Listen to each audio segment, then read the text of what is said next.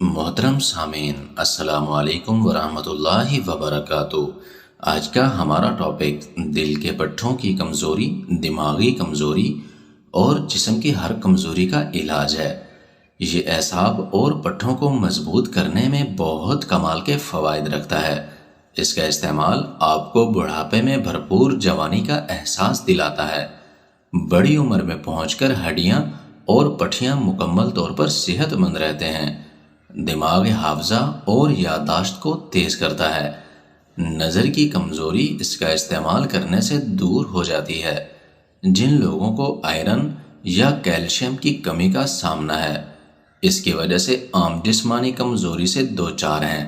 جسمانی محنت نہیں کر سکتے، ہر وقت تھکے تھکے رہتے ہیں، ذرا سا کام کرنے سے بدن ٹوٹنے سا لگتا ہے۔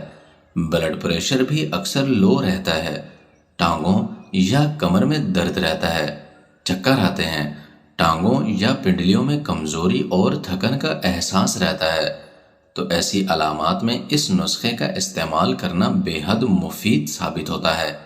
اس کے علاوہ یہ ضعف باہ کا بھی بہترین علاج ہے۔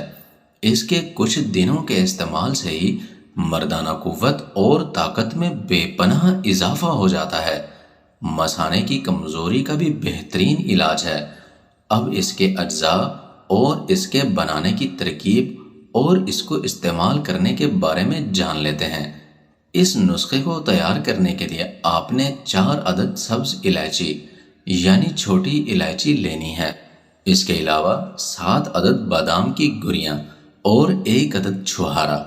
اب ان تینوں چیزوں کو رات کے وقت پانی میں بھگو کر رکھ دیں۔